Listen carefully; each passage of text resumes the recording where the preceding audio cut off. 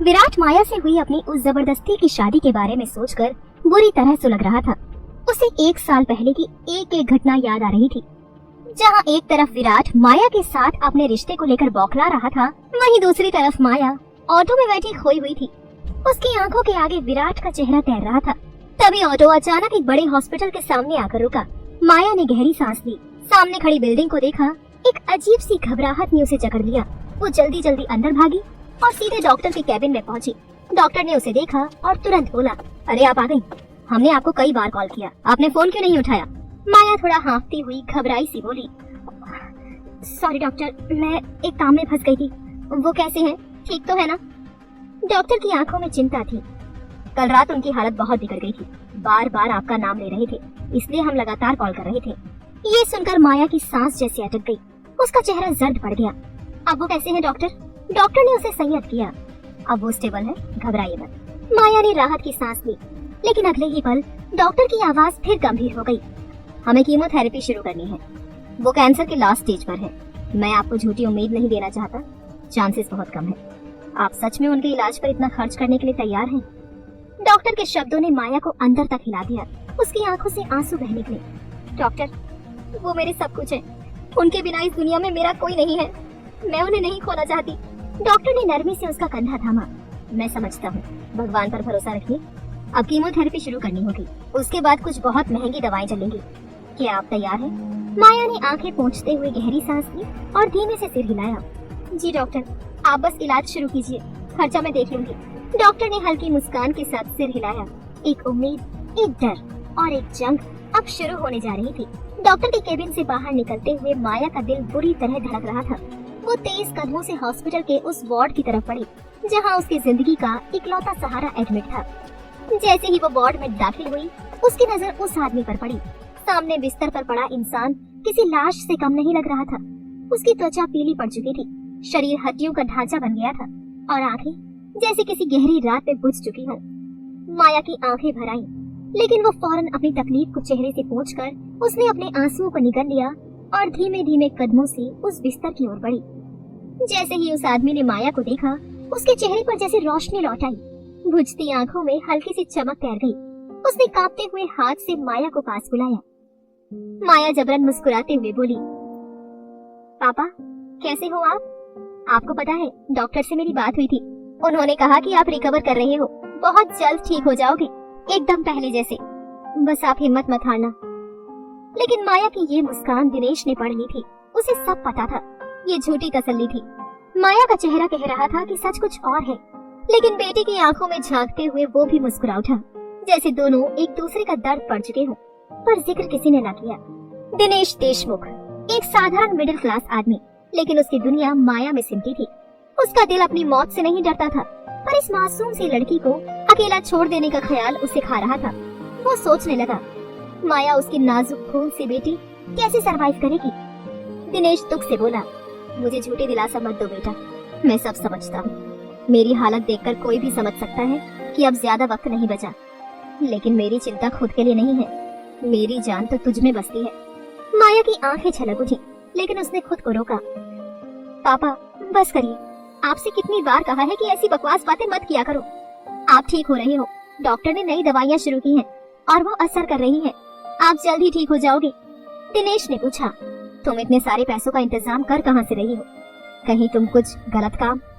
दिनेश के इतना बोलते ही माया ने जवाब दिया, नहीं पापा, मैं आपकी बेटी हूँ, मैं कुछ भी गलत नहीं कर सकती पापा। मेरी जॉब लग गई है एक बड़ी सी मल्टीनेशनल कंपनी में। इस जॉब के बेस पर मैंने लोन लिया है आपके इलाज के लिए। पापा आप चिंता मत कीजिए, आप जल्दी ठीक हो जाएंगे, उसके बाद हम दोनों घर वापस चलेंगे। फिर माया अपने मन ही मन बोली, आई एम सॉरी पापा, मैं जो कर रही हूँ वो आपको बता नहीं सकती, लेकिन आपकी जान बचाने के लिए मैं किसी भी हद तक जाने को तैयार हूँ।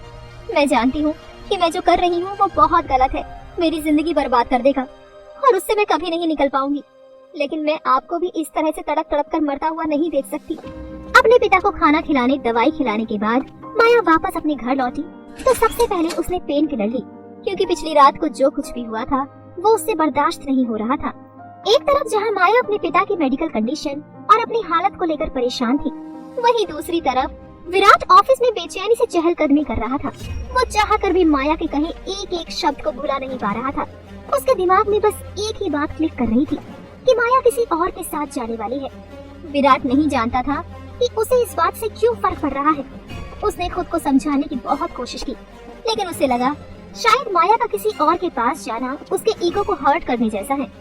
नाम के लिए ही सही, लेकिन एक टाइम पर वो मिसेस माया विराट सिंघानिया रह चुकी है और किसी को ये हक नहीं कि विराट सिंघानिया के आत्मसम्मान को ठेस पहुंचाए। विराट गुस्से से बौखलाता हुआ बोला, नहीं माया, तुम्हें तो क्या किसी को ये हक नहीं है कि मेरा सुकून छीन ले।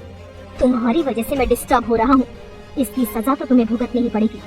अब तुम देखो मैं तुम्हें किस तरह से डिस्टर्ब करता हूँ। इतना कहते हुए विराट के होठों पर एक शातिर मुस्कुराहट आ गई। वो माया के चेहरे को इमेजिन करते हुए बोला, अब तुम देखना माया, तुम्हारे दिलो दिमाग पर हर जगह 24 घंटे सिर्फ एक ही नाम गूंजता रहेगा, विराट सिंघानिया। सपने में भी जब तुम ये नाम सुनोगी तो तुम्हारे रोंगटे खड़े हो जाएंगे। इतना कहकर विराट ने मोबाइल निकाला और किसी को कॉल मिलाने लगा। दूसरी तरफ माया की हालत बहुत खराब सी थी। हॉस्पिटल में लगभग पूरा दिन गुजर गया था। माया की हालत थकान से ऐसी थी जैसे उसने सारी दुनिया झेल ली हो। फिर भी उसकी हिम्मत नहीं हो रही थी कि काम पड़ जाए, लेकिन उसके पास कोई ऑप्शन नहीं था। एक बात साफ थी, उसे क्लब जाना ही था। आज की परफॉर्मेंस किसी भी हालत में मिस नहीं कर सकती थी, क्योंकि आज उसे अच्छा खासा पैसा मिल सकता था। ये मौका हाथ से जाने देने का मतलब था अपनी किस्मत से मजाक करना। जैसे तैसे तैयार होकर माया जैसे ही क्लब पहुंची तो उसे कुछ अजीब सा महसूस हुआ। उसने गौर किया कि अंदर क्लब की सारी लड़कियां उसकी तरफ ऐसे देख रही थी जैसे माया कोई बड़ी खबर हो। सबकी निगाहें बस माया पर टिकी थी और उनके बीच उसके बारे में बातें हो रही थी। ये सब देखकर माया के मन में कुछ अजीब गड़बड़ी का एहसास हुआ। तभी एक गार्ड उसके पास आया और बोला, माया तुम आ गई, सर ने बुलाया है तुम्हें, वो कब से तुम्हारी राह देख रही हैं, जल्दी आओ। माया को ये सुनकर और हैरानी हुई, लेकिन उसने हिम्मत जुटाई और सीधे मालिक के केबिन के बाहर पहुंच गई। नौकर खड़ा था। उसने मालिक को बताया कि माया आ गई है। मालिक ने हाथ हिलाकर उसे अंदर आने का इशारा किया। माया ने थोड़ा डरते हुए पूछा, सर आपने बुलाया था, सब ठीक तो है? मालिक ने हंसते हुए कहा, हाँ माया आ जाओ, क्या बात है, आज तो तुम्हारी किस्मत खुल गई है। माया ने हैरान होते हुए पूछा, किस्मत? मतलब ये किस्मत कब खुली और आप ऐसा क्यों कह रहे हो? मालिक ने थोड़ा सर हिलाया और बोला, पूरे क्लब में सारी लड़कियां तुम्हारे नाम की चर्चा कर रही हैं। तुम अकेली हो जिसकी बातें सब जगह हो रही हैं। माया झल्ला कर बोली, आप पहेलियां मत बुझाएं, बताओ ना सीधा सीधा, मैं समझ ही नहीं पा रही हूँ। मैं समय नहीं गंवाना चाहती, मेरा परफॉर्मेंस भी है, मुझे जाना है। मालिक ने हंसते हुए कहा, अब तुम्हें किसी परफॉर्मेंस की जरूरत नहीं है माया। माया के चेहरे पर झटका सा लगा। उसने चौंक कर पूछा, क्या आप मुझे निकाल तो नहीं रहे? ऐसा क्यों कर रहे हो? मुझे पैसों की सख्त जरूरत है इस वक्त। मालिक ने हंसते हुए कहा, अरे नहीं बेवकूफ, तुम सच में बहुत भोली हो। ये सब विराट सिंघानिया की वजह से है। माया ने शक भरी नजरों से पूछा, विराट सिंघानिया? क्या उसने मेरी शिकायत की? मालिक ने ठहाका लगाया, शिकायत? बिल्कुल नहीं, उल्टा विराट सिंघानिया की वजह से तुम्हारी लॉटरी लग गई है। माया की आवाज कांप उठी। लॉटरी? क्या मतलब? मुझे भी बताओ, आखिर हुआ क्या? मालिक ने धीमे और गंभीर स्वर में कहा, वो तुम्हें पूरे 1 महीने के लिए बुक कर चुका है। माया के होश उड़ गए। 1 महीना? ऐसा कैसे पॉसिबल है? ये कोई मजाक तो नहीं है? मालिक ने बड़े आराम से कहा, मजाक नहीं माया, लड़कियां ऐसे मौके के लिए तरसती हैं और तुम्हें इतना बड़ा अमीर आदमी, इतना हैंडसम आदमी 1 महीने के लिए मिला है। अब तुम्हें किसी और की जरूरत नहीं। माया के दिमाग में कई सवाल उछलने लगे। पर विराट ऐसा क्यों कर रहा है? क्या सच में मेरी किस्मत खुल गई है? क्या इसके पीछे कोई बड़ी चाल है? अब क्या फैसला लेगी माया? क्या वो पैसों के लिए अपने ही एक्स हस्बैंड के साथ 1 महीना गुजारेगी? विराट ने माया को 1 महीने के लिए अचानक बुक क्यों किया? क्या माया वाकई मजबूर थी या सब कुछ उसकी खुद की प्लानिंग का हिस्सा है? जानने के लिए सुनिए इस कहानी का अगला एपिसोड।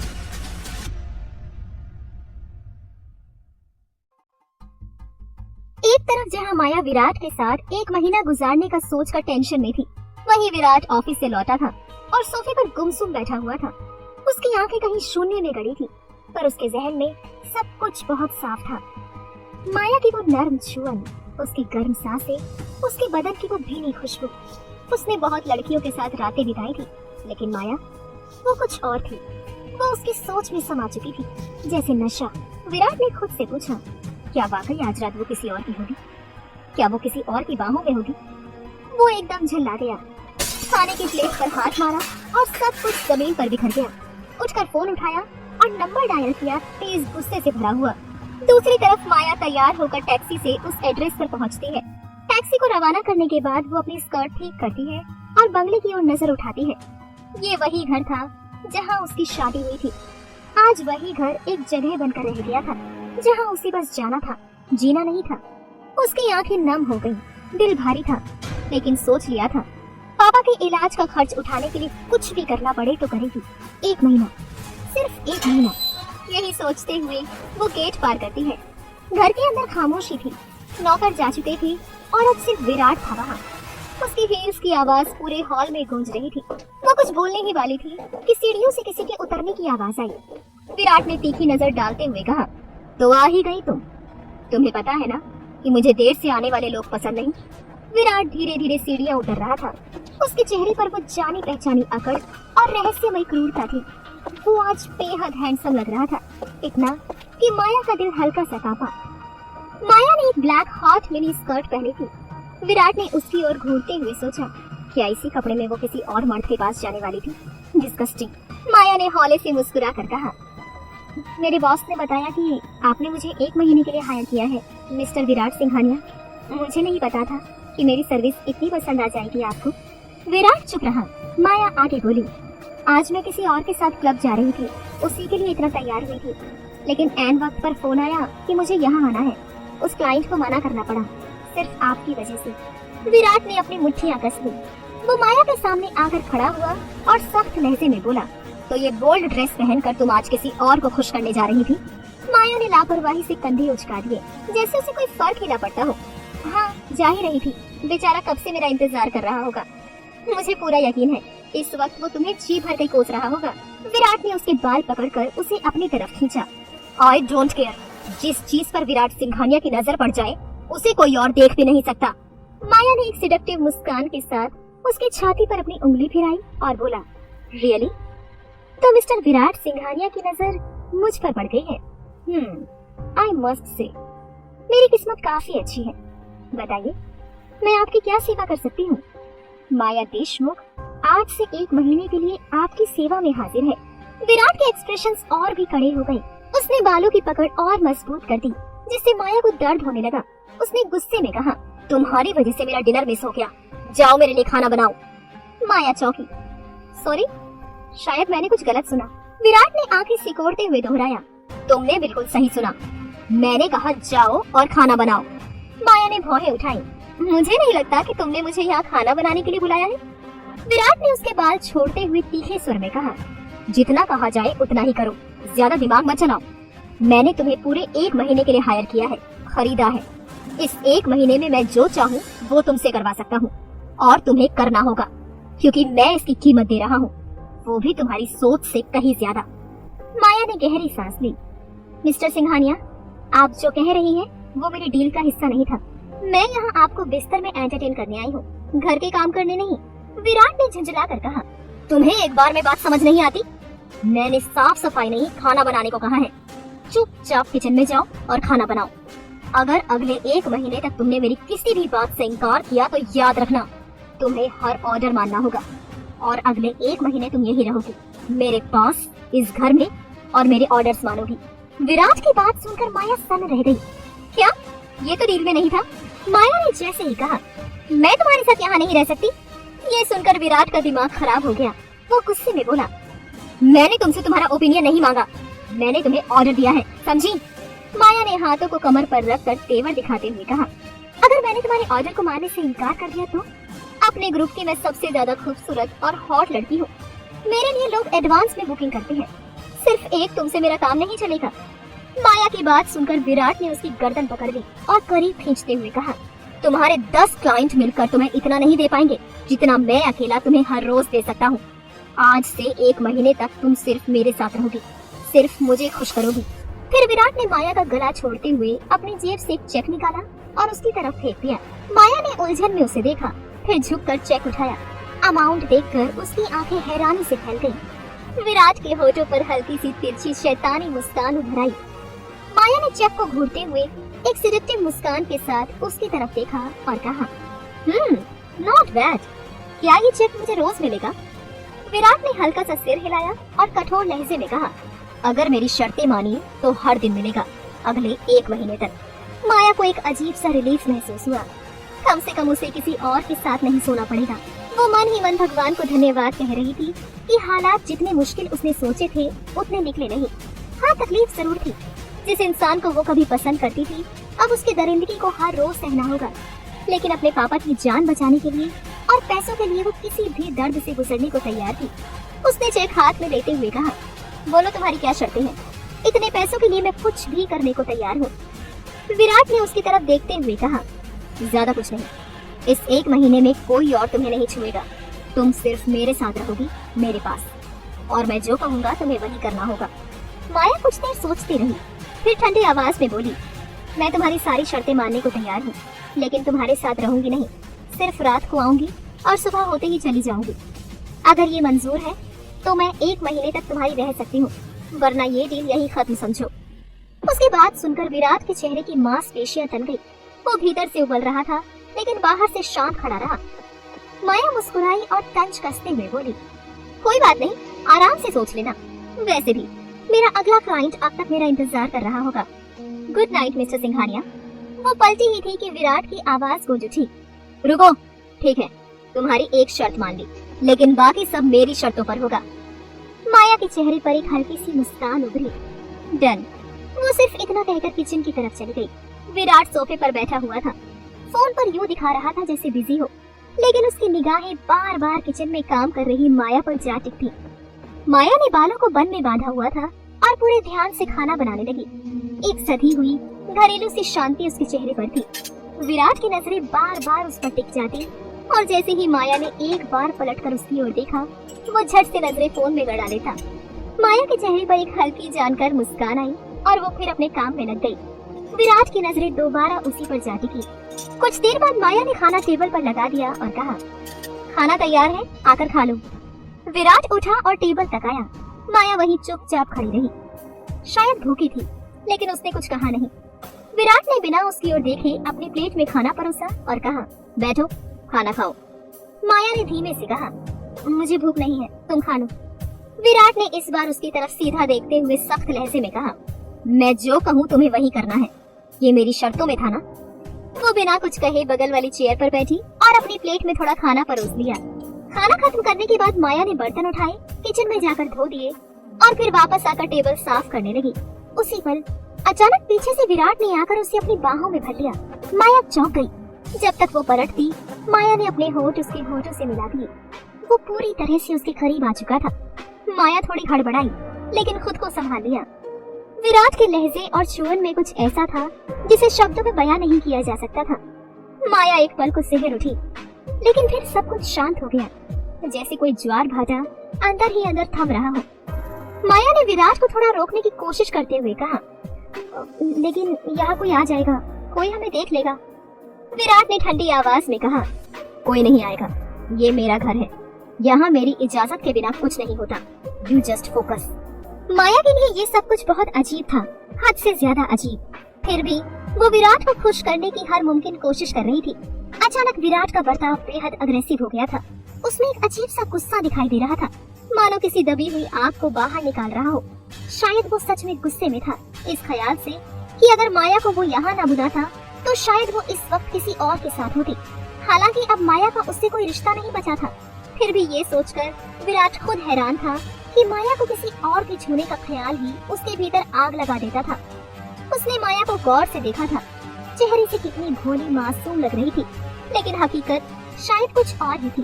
वो खुद को रोक नहीं पाया और पूछ बैठा, बहुत एक्सपर्ट लगती हो तुम इन चीजों में। आखिर कब से कर रही हो ये सब? सीखा कहाँ से तुमने? माया ने हल्के से मुस्कुराकर जवाब दिया, क्या फर्क पड़ता है, तुम्हें तो मजा आ रहा है ना, तुम बस एंजॉय करो। माया की ये बात सुनकर विराट का गुस्सा अपनी चरम सीमा पर पहुंच गया था। उसका बर्ताव और ज्यादा अग्रेसिव हो चला था, लेकिन माया चुपचाप सब बर्दाश्त कर रही थी। रात काफी गहरी हो चुकी थी। विराट गहरी नींद में सो रहा था, लेकिन माया की आंखों में नींद नहीं थी, सिर्फ दर्द था।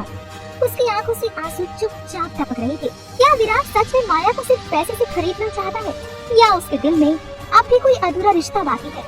माया के आंसू उसकी कमजोरी है, या उसी दर्द से वो विराट को तोड़ने की तैयारी कर रही है?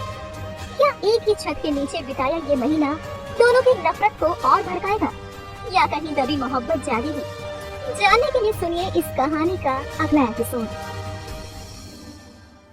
ऑफिस के कपड़ों में तैयार अपने आंसू को जब्त किए माया कुछ देर तक विराट के सोते चेहरे को देखती रही, और पता नहीं चला कि कब उसकी आंख लग गई।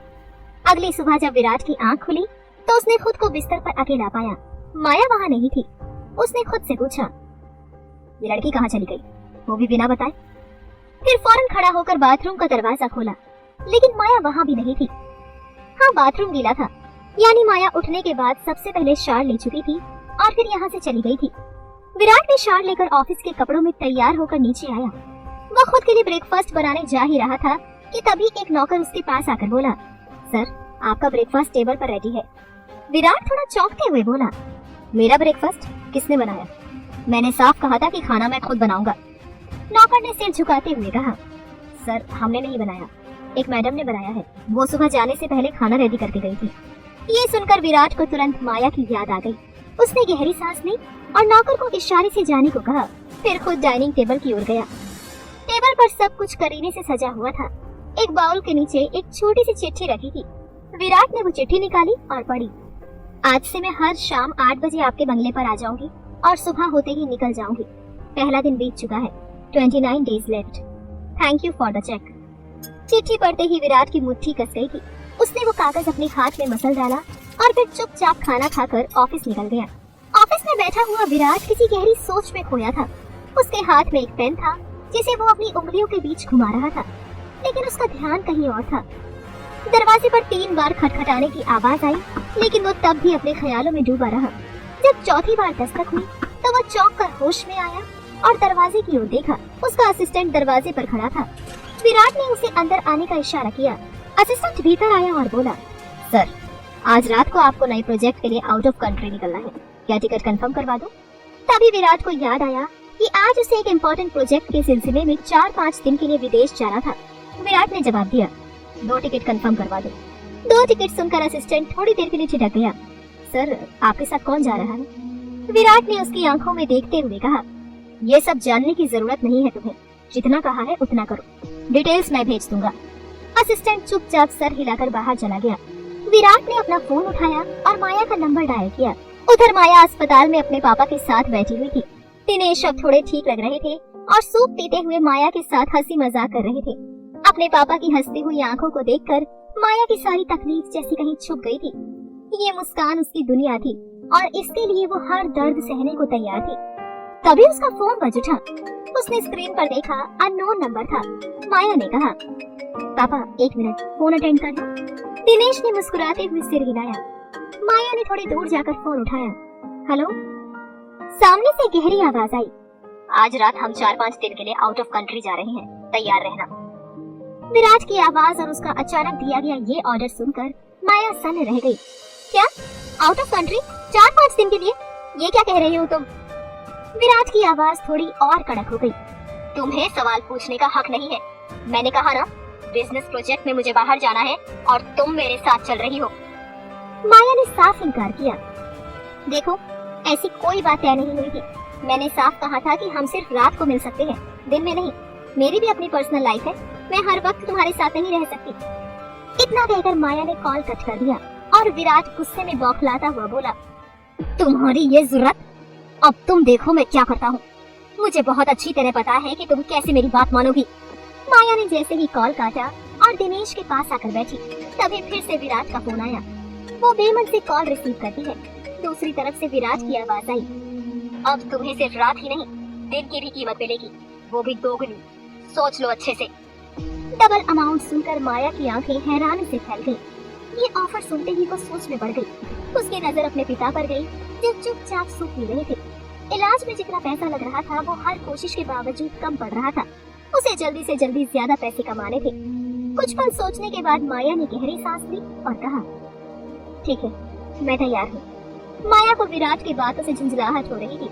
ये सही था कि पैसे कमाने का ये एक बड़ा मौका था, लेकिन वो अपने पिता को ऐसे हाल में छोड़कर नहीं जाना चाहती थी।